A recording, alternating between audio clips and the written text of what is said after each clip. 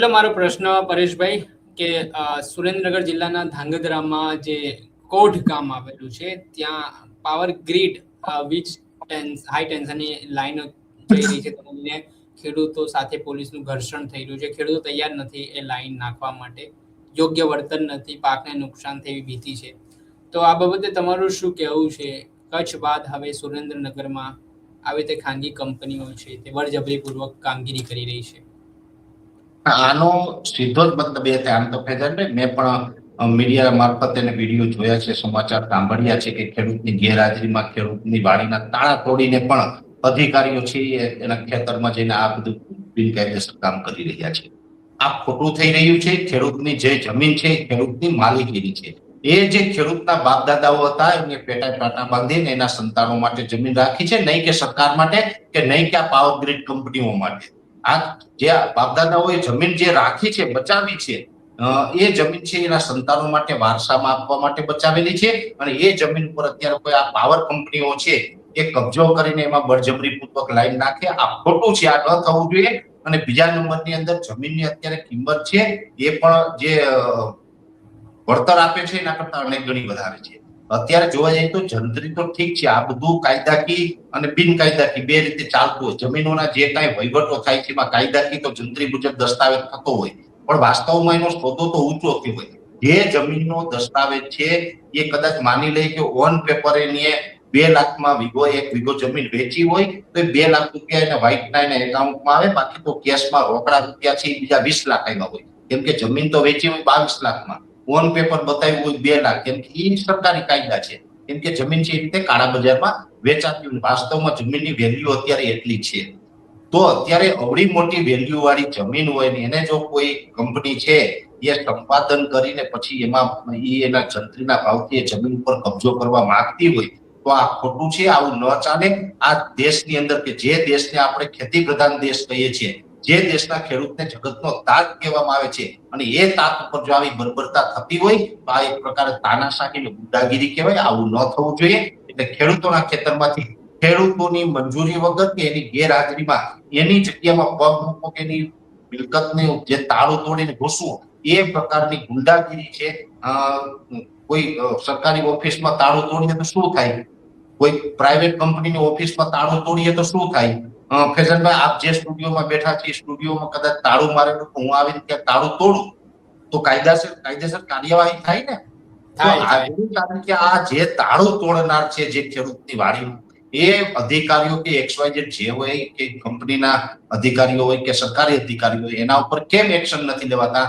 આને તો ગંભીર ગુનાની કલમો લગાડીને જેલમાં મોકલવાની જરૂર છે.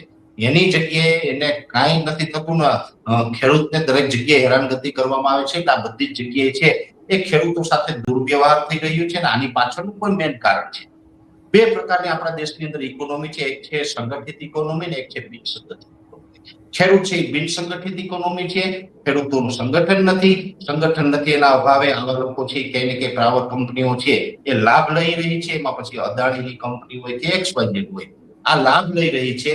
અને ખેડૂતોને પણ હું એક તો અહીંયા એક થોડું ટકોર કરવા માંગુ છું ફેજાનભાઈ. ખેડૂતોને વારંવાર અપીલ કરી. હવે હમણાં તાલુકા પંચાયત અને જિલ્લા પંચાયતની ચૂંટણીઓ હતી. ખબર જ છે ખેડૂત વિરોધી સરકાર છે. તાલુકા પંચાયત એટલે જિલ્લા પંચાયત અને તાલુકા પંચાયત એટલે ગ્રામ્ય લેવલની ચૂંટણી કહેવાય. ગ્રામ્ય લેવલમાં કોણ વસે? તો કે 90% ખેડૂત. 90% ખેડૂતો વસે છે. તમને ખબર જ છે કે આ સરકાર છે ખેડૂતની નથી, તો ખેડૂતોએ મત પાછા ભરી દીધા. આ સરકાર બોલો, મત ભરી દીધા. 260 તાલુકા પંચાયત છે ગુજરાતની અંદર, એમાંથી 253માં આ સરકારની તાલુકા પંચાયત બની. ગુજરાતની અંદર કઈક 36 જિલ્લા પંચાયત છે, 36માંથી 35 તો ભાજપની બની ગઈ. તે કોને મત આપ્યા? એ ખેડૂતે મત આપ્યા. ભાઈ, ખેડૂતને ક્યાંક સમજવું પડે. એક બાજુથી આ તાળા તોડે, સરકારી આદેશ હોય, પોલીસ પ્રોટેક્શન મળે, કંપનીઓ છે મનમાની કરે, ત્યારે ખેડૂત આગેવાનો ઉપર તૂટી પડે. ખેડૂતો તમે કાંઈ કરતા નથી. તમે શું કર્યું? આ એક મેઇન પ્રશ્ન છે. તમે શું કર્યું? એટલે હવે આ ભોળા ખેડૂતને કહું છું, એટલું ભોળ પણ સારું નથી. તમે થોડાક જાગૃત થાવ અને તમે ક્યાંક થોડુંક ઠંડા કલેજે વિચારો કે આપણે જે કાંઈ આપણે ભરીને મત આપીએ ને એનું પરિણામ છે આ.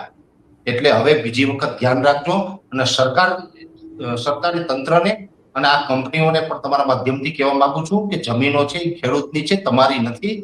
એટલે તમે કઈ મનમાની કરીને ગુંડાગીરી કરીને તાળા તોડીને કોઈ ખેડૂતના ખેતરમાં ઘૂસીને વીજ લાઈનો નાખો છો, એ વ્યાજબી નથી. અને જો આની અંદર આવું જ ચાલશે, અત્યારે ઘણા બધા ખેડૂત આગેવાનો છે આંદોલનના માર્ગે ઉતર્યા છે. જરૂર પડશે તો આમાં ખેડૂતની સાથે જ્યાં પણ રહેવું પડશે ત્યાં અમે ખેડૂતની સાથે છીએ. આંદોલનનો માર્ગ હોય, જેલમાં જવાનો માર્ગ હોય કે XYZ હોય, ખેડૂતને ન્યાય મળે એ માટે થઈને અમે કટિબદ્ધ છે. અને એના માટે થઈને અમે આવનારા સમયમાં એ વીજ લાઈનનો મામલો હોય, ડીઝલનો મામલો હોય કે અન્ય મામલો હોય, દરેક મામલે લડીશું. જી, ખૂબ ખૂબ આભાર પરેશભાઈ, તમે તમારો મહત્વપૂર્ણ સમય અમને આપ્યો અને અલગ અલગ મુદ્દાઓને લઈને તમે રજૂઆત જે ખેડૂતોની હતી તે અમારા માધ્યમ થકી સરકાર સુધી પહોંચાડી. જોવાનું એ રહ્યું કે સરકાર ખરેખર ખેડૂતોના હિતની વાત કરતી હોય તો આ મુદ્દે કેટલી ગંભીર બને છે, કેમ કે ડીઝલ અને જે ધાંગધ્રામાં ખેડૂતો સાથે બનેલી ઘટના એ ખૂબ જ ગંભીર છે, દુઃખદ છે. અને જે રીતે અલગ અલગ મુદ્દે પરેશ ગોસ્વામીએ વાત કરી છે, ત્યારે આગામી સમયમાં કઈ રીતનું નિરાકરણ સરકાર ખેડૂતોની સમસ્યાનું લાવે છે તે આવનારા સમયમાં ખબર પડશે. દર્શક મિત્રો, આવા જ નવા વિડીયો સાથે આપણે માહિતગાર કરતા રહીશું. એટલે નવજીવન ન્યૂઝને લાઈક કરી લો, સબસ્ક્રાઇબ કરી લો અને વધુમાં વધુ શેર કરો.